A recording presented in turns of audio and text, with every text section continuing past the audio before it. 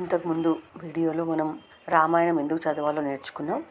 ఇప్పుడు ఈ వీడియోలో మనము బాలకాండలో ఉన్నటువంటి ప్రశ్నలకు సమాధానాల గురించి తెలుసుకుందాం. అయితే ఇక్కడ పూర్తిగా మనము సమాధానం చెప్పడానికి అవకాశం లేదు కాబట్టి తప్పకుండా ఈ సమాధానంలో రాయవలసిన విషయాలన్నీ కూడా ఇక్కడ పొందుపరచడం జరిగింది. దయచేసి చదువుకునే వాళ్ళు దీన్ని చదువుకొని దీన్ని పెంచి రాసుకోవచ్చు. ఎందుకంటే ఇది 7 మార్కుల ప్రశ్న కాబట్టి దీన్ని మనం పెంచి రాసుకుంటే మార్కులు బాగా రావడానికి అవకాశం ఉంటుంది. ఇక మొదటి ప్రశ్నకు వెళ్ళిపోదాం. శోకం నుంచి శ్లోకం ఎలా పుట్టింది అన్న, రామాయణ రచనకు వాల్మీకి ఏ విధంగా శ్రీకారం చుట్టాడు అన్న, రెండిటికి కూడా సమాధానము ఇదే.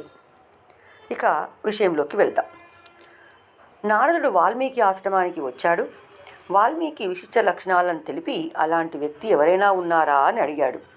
నారదుడు అలాంటి లక్షణాలు ఒకే వ్యక్తిలో కుదురుకోవడం సాధారణంగా జరగదు, కానీ అలాంటి శుభలక్షణాలు మూర్తీభవించిన వాడు శ్రీరాముడు అని తెలిపాడు. నారదుడు రామకథను వినిపించి బ్రహ్మలోకానికి వెళ్ళాడు. వాల్మీకి రామకథను గురించి ఆలోచిస్తూ భరద్వాజాది శిష్యులతో తమసా నదికి స్నానానికి వెళ్ళాడు.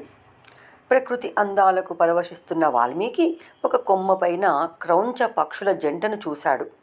అందులోని మగపక్షిని వేటగాడు క్రూరబాణంతో కొట్టి చంపాడు. వాల్మీకి మనసులో కరుణరసం జాలువారి ధర్మావేశం కట్టలు తెంచుకొని అప్రయత్నంగా ఆయన నోటి వెంట మానిషాద శ్లోకం వెలువడింది. ఆ శ్లోకం ఛందోబద్ధమైందని నిర్ధారించుకున్నాడు.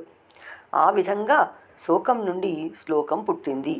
ఆశ్రమానికి తిరిగి వచ్చిన క్రౌంచపక్షి దారుణ దృశ్యం మాత్రం వాల్మీకి మనసులో నుంచి వెనుదిరగలేదు. ఇంతలో సృష్టికర్త అయిన బ్రహ్మ వచ్చాడు. వాల్మీకి బ్రహ్మకు ఉపచారాలు చేశాడు.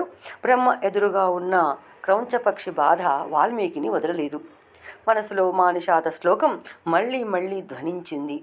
బ్రహ్మ చిరునవ్వు నవ్వి, నీవు పలికినది శ్లోకమే, నీవు ఈ ఛందస్సులోనే రామాయణం రాయమని చెప్పాడు.